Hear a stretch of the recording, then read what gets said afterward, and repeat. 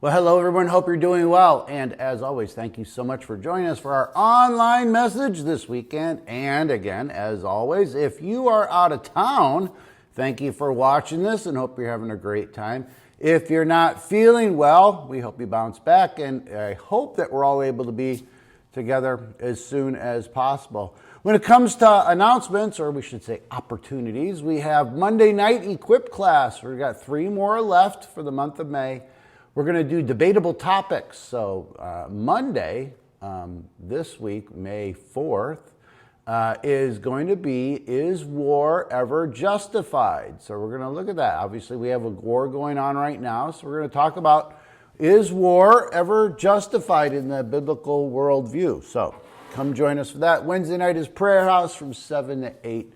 And guys, Saturday morning is the second Saturday of the month, which means we'll meet for breakfast at the back deck of Soda Jerk at 8 o'clock. So we're starting a new sermon series this week.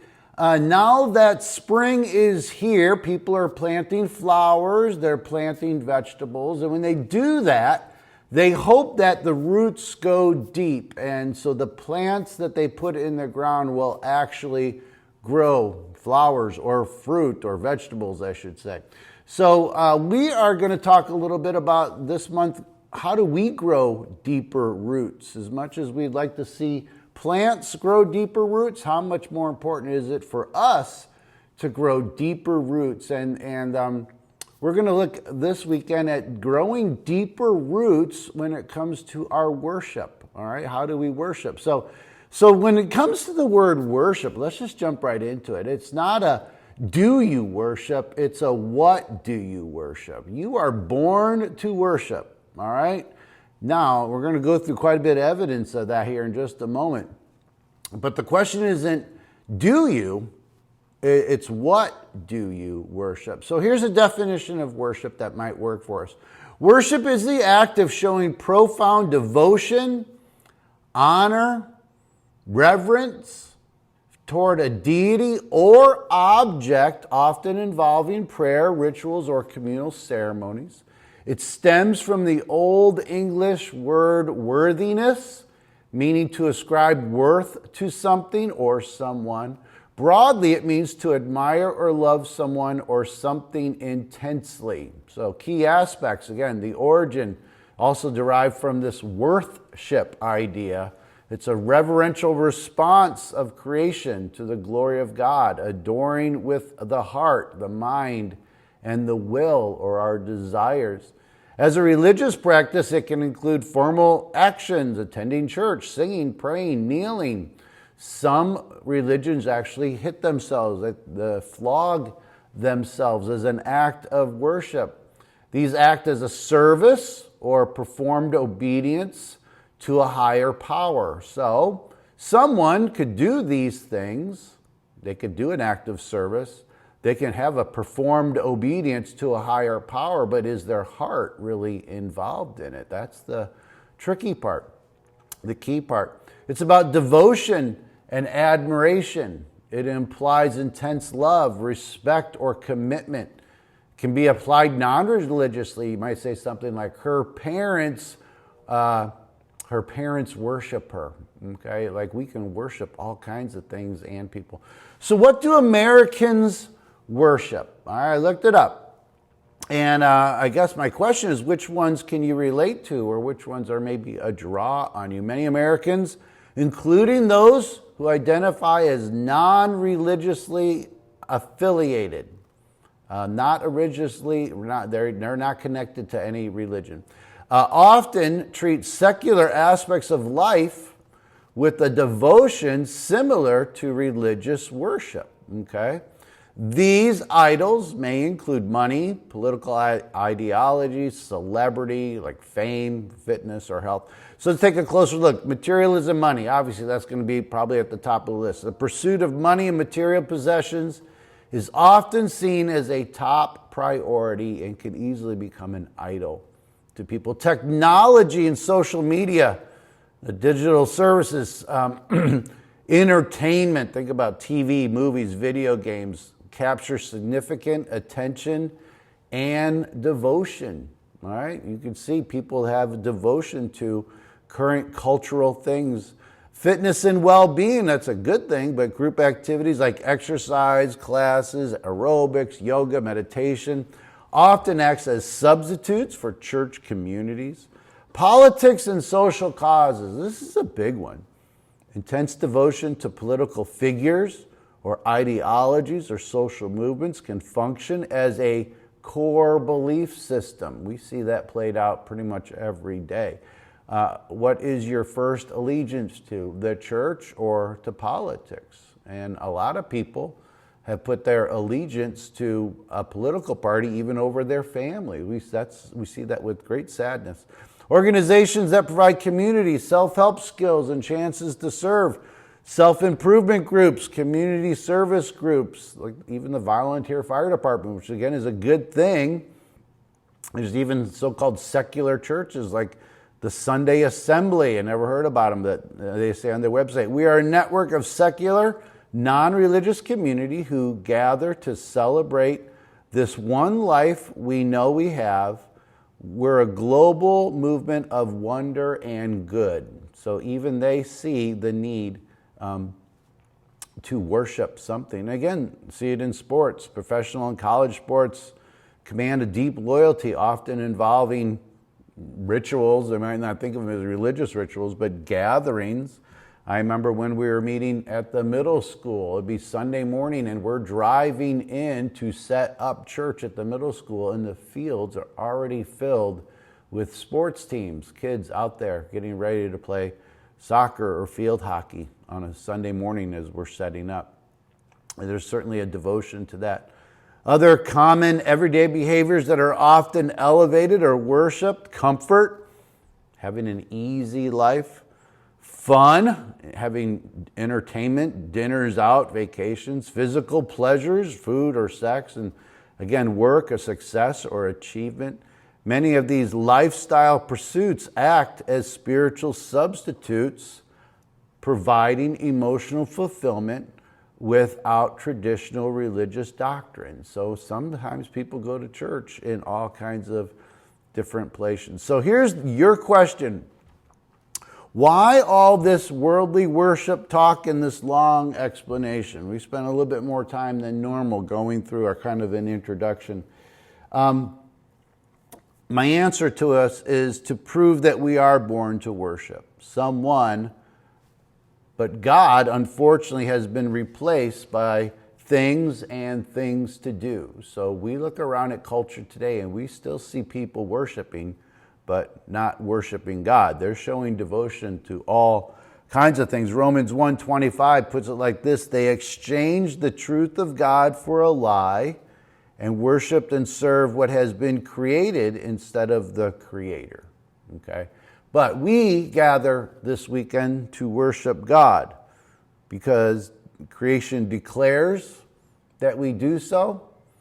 The Bible reveals that God is worthy of our worship. Jesus is worthy of our worship. And because Jesus, ultimately, we're here because Jesus rose from the dead. That is why we worship.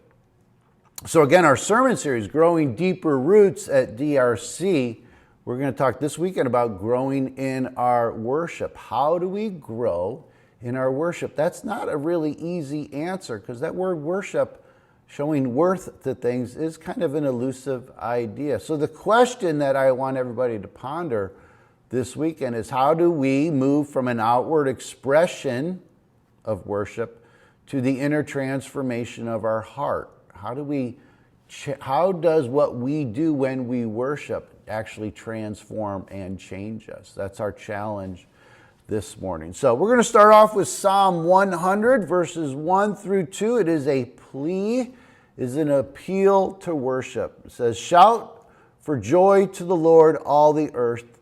Worship the Lord with gladness. Come before him with joyful songs. Now, starts off with the word shout.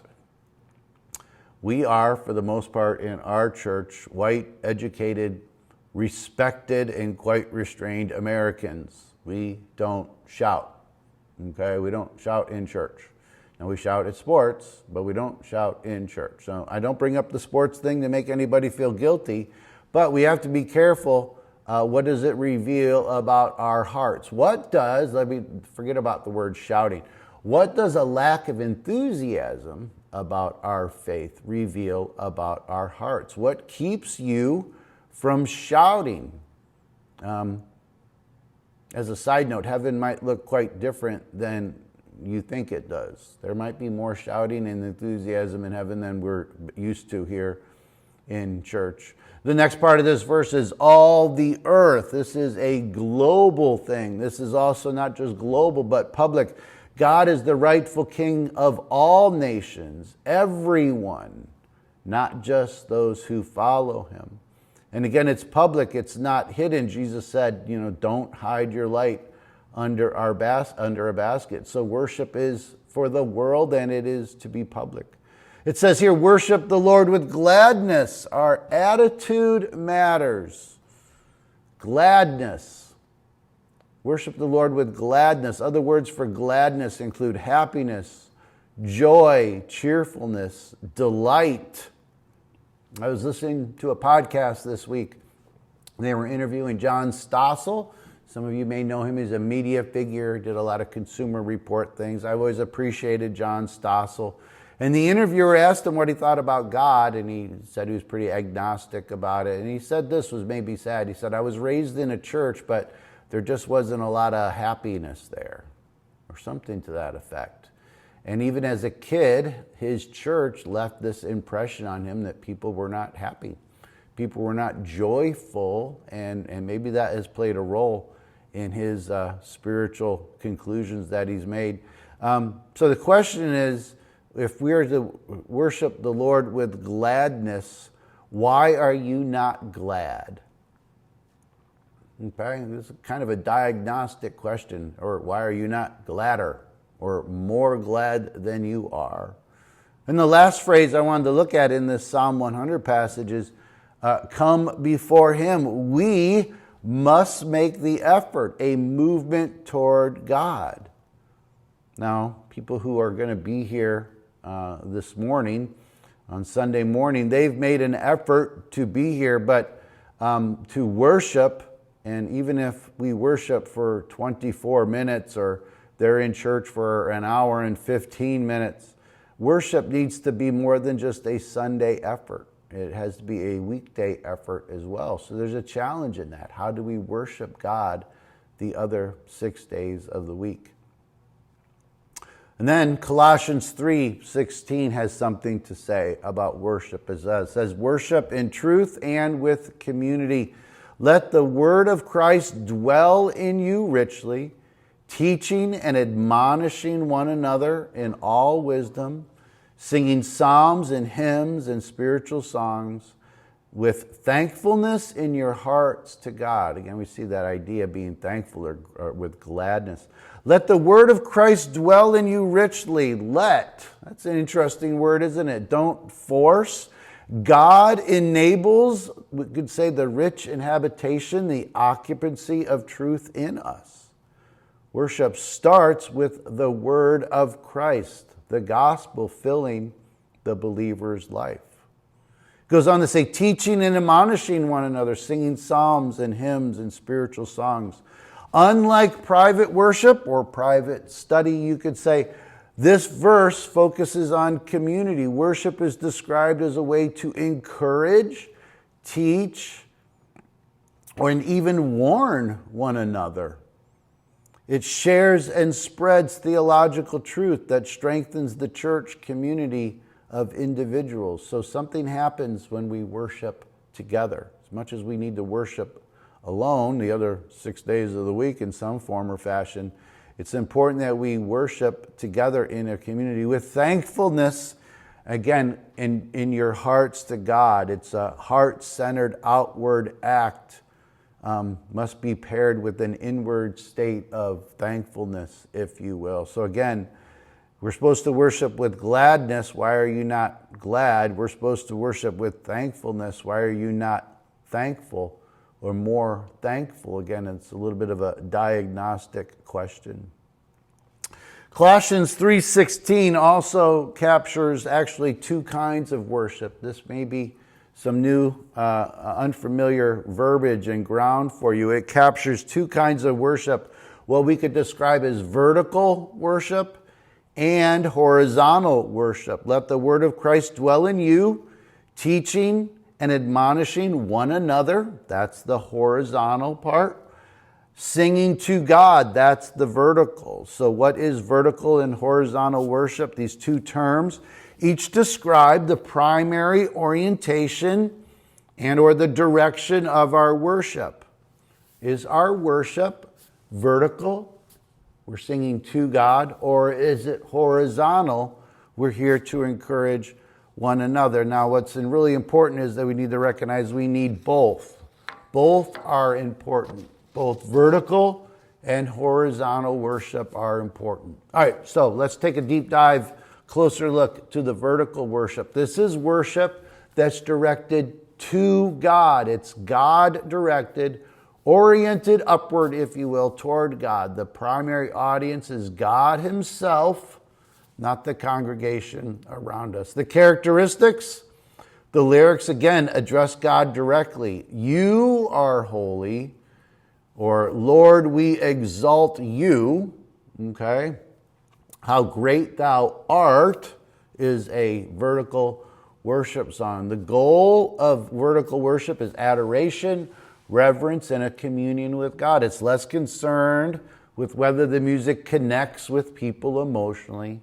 It often includes awe, stillness, confession, focus on his transcendence or the otherness of God. And again, it could say that this kind of worship really is rooted in the Psalms. I will exalt you, my God the King. That's from Psalm 145. So the strengths of vertical worship keeps God as the subject and the object of our worship. It guards against performance or like a little bit of an entertainment drift. It fights consumerism. Have you ever really thought, that song really didn't speak to me? If you're here on a Sunday morning and we do a song and you think, that song really didn't resonate, didn't speak to me. Well, we're not here in this conversation for vertical worship to sing things that resonate with us. We're here to praise God. Basically, we're saying it didn't hit me emotionally, okay? So that's vertical worship. It's God-centered, God-focused. Now, horizontal worship, again, is incredibly important. It's oriented more outward. It's kind of toward the congregation. It's horizontal. It's encouraging. It's teaching or uniting believers as one. Characteristics of horizontal worship might include lyrics that declare truth about God to others. So when we sing, "Our God is an awesome God," it's a great song, but we're not singing that to God. You could tell by the pronoun, our God. We're not saying you, God, are an awesome God, our God. Or when we sing, He is faithful, again, we're not singing you are an awesome God or you are faithful. We're singing about God. Functions more as a corporate testimony or communal proclamation. It emphasizes God accessibility, our emotional engagement with God, and our shared experience. Accessibility kind of focuses on our nearness with God. The emotional engagement, kind of the warmth of a fellowship and our shared experience of fellowship with one another. The strengths of horizontal worship, again, it builds community, reinforces important doctrine, it can teach us, it can reach people who are exploring the faith, the people that might visit a church, might appreciate worship that's more horizontal because it might minister to them more naturally. Again, it can serve better in this area of evangelism. So is there a tension, again, between these two ideas of vertical and horizontal worship? Both are biblical. Both are necessary. Think about this, though, if you just focused on one and to the exclusion of the other. Monks singing in Latin to God about his perfection and excellence, that'd be great, but does that really minister to people's heart? Very adoration straight to God, obviously, but does that really resonate? Does that minister to the people around? I don't know. I don't know if I might regret this next point. But in 1972, Larry Norman is kind of one of the first Christian rock people. He wrote a song called Why Don't You Look Into Jesus? And here's some of the lyrics from that song. Some of you might know. Again, I feel a little stepping out here. Sipping whiskey from a paper cup. You drown your sorrows till you can't stand up. Take a look at what you've done to yourself. Why don't you put the bottle back on the shelf? Why don't you look into Jesus? He's got the answer. That was, in many ways, is a horizontal worship song because it points us to Jesus. All right? It's pointing out that Jesus is the solution to our problems. So we need both vertical and horizontal worship. Lots of hymns. You think a hymn might be a vertical worship song. What a Friend We Have in Jesus. That is a hymn written in 1855. That is a horizontal hymn, if you will. It was written after a fiance drowned in 1844. Okay, so it was a song that ministered to people's hearts. Again, we need both vertical and horizontal worship. Worship that exalts God, but worship that also ministers to us. So when we gather together on a Sunday to worship, hopefully both things happen. When you have the opportunity to worship those other 6 days of the week, again, what does that look like? Hopefully you can do both vertical and horizontal. The Psalms contain both vertical and horizontal, direct address to God and declarations about God. A worship too focused only on one can make God feel distant and inaccessible if it's just only vertical. Or worship too focused on what God can do for us can feel like a concert where only the emotional roots of our faith roots are just purely emotional, if you will. So the concern is this. I don't know if you are aware. The concern has American worship drifted too horizontal? Is it more about our feelings than about God's character, essentially becoming inspirational anthems rather than true worship to God? So ideally, your worship does both. Ideally, you are built up in your worship, but you also exalt and celebrate who God is. Again, this challenge of growing deeper roots at DRC, growing in our worship, and that question, that challenge asked earlier, how do we move from this outward expression to the inner transformation of our hearts?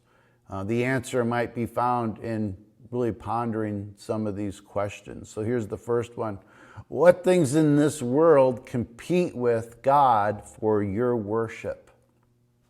We're supposed to be glad and we're supposed to be thankful. Why are we not? What are we worshiping instead? What might you show too much worth towards? Why don't we shout? How do you really feel about God? Again, that question about why are you not more glad? Why are you not more thankful? That can be, good chance, it's kind of a reaction or a reflection of what you really, really think about God. Again, this is a hard question too. Be honest, is your worship of God an obligation? Is it a routine? Or is it the result of how you feel about and see God? And pray for this to change. This is a pretty big challenge, that we need to see God differently if we're really not worshiping Him with a sense of gratitude and thankfulness and gladness. Here's an interesting question. Is your default worship tendency more vertical, directed towards God, or horizontal about what God can do and does? And the challenge is, chances are that we may need to grow more vertical in our worship. And so we're going to try to think of some clever ways to kind of encourage people to consider how their worship needs to be more vertical. Yesterday I was setting up the chairs here in the sanctuary, and I like doing it. I listen to worship music. I get some exercise doing it. And as the worship songs were playing, it was kind of fun to think, is this a horizontal worship song, or is this more of a vertical worship song? So I would encourage you, I would also encourage you to get a little bit more intentional. Again, we're trying to think of some ways to prompt people to worship more during the week. But kind of fun to think about the songs that we sing and to kind of ascertain, is this a vertical or horizontal, and be challenged. How do you need to possibly grow more in your vertical worship? So again, thanks so much for joining us. Hope this resonates. Take care. God bless.